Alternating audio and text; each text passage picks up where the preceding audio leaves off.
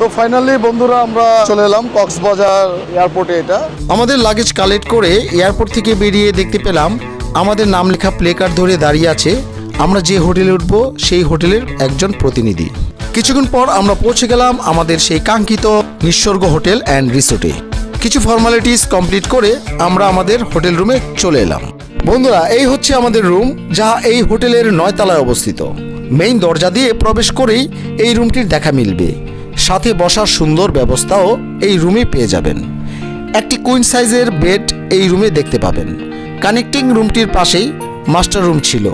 এই রুমের double bed, dressing table, আলমিরা ও একটি ওয়ার্ক টেবিল কাম চেয়ার পেয়ে যাবেন। টিভি, এসি এগুলো তো আছেই, বাট সবথেকে বিশেষ আকর্ষণ হলো এই রুমের সাথে একটি বড় বারান্দা ছিল। সেখানে 2টি চেয়ার ও ছোট একটি টেবিল পেয়ে যাবেন। পাশে কাপড় শুকানোর জন্য একটি আয়রন স্ট্যান্ডও দেখতে পাবেন। বারান্দাটিকে বিশেষ আকর্ষণ বলার কারণ হলো এই বারান্দা থেকে আপনি সমুদ্র ও পাহাড় দুটোই দেখতে পাবেন। ওয়াশরুমটি ছিল নিট অ্যান্ড ক্লিন। প্রায় 2 ঘন্টা রুমে রেস্ট নেবার পর যাচ্ছে এবার এই হোটেলের ইনফিনিটি সুইমিং পুলে সাঁতার কাটবো, যে পুলটি এই হোটেলের রুফটপে অবস্থিত। এই পুলের পাশেই পেয়ে যাবেন একটি জুস কর্নার। অনেক ধরনের ফ্রুটস জুস এখানে পাওয়া যায়।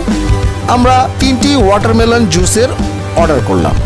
সুইমিং পুলে গোসল করতে করতে যে জুসটি আমরা খাচ্ছি এটা প্রত্যেক গ্লাস 100 টাকা করে মাত্র। আমাদের রুমে খানিকটা রেস্ট নিয়ে চলে এলাম এই হোটেলের একতলায় অবস্থিত ক্যান্টিনে। এই বেগুন ভাজা এই 6 পিসের পরিমাণের দাম পড়েছে 100 টাকা, ডাল 50 টাকা, 4 পিসের একটা মাটন 500 টাকা, লইট্টা ফ্রাই পড়েছে 200 টাকা, এখানে চিংড়ি ভর্তাটা পড়েছে 100 টাকা, আলু ভর্তা 50 টাকা, আর ভাত 150 টাকা। দুপুরের খাবার শেষ করে রুমে কিছুক্ষণ রেস্ট নিয়ে চলে এলাম আমাদের এই হোটেলের রুফটপে। এখান থেকে সূর্যাস্ত দেখা যায়। পাশাপাশি কিছু ফটো সেশনের জন্য এই হোটেলের ছাদেই সুন্দর বাগান দেখতে পাবেন। এখানে বিকেলের স্ন্যাক্স কর্নারও পেয়ে যাবেন। বন্ধুরা, চলুন তাহলে ঘুরে দেখি এই হোটেল অ্যান্ড রিসোর্টে কি কি আছে।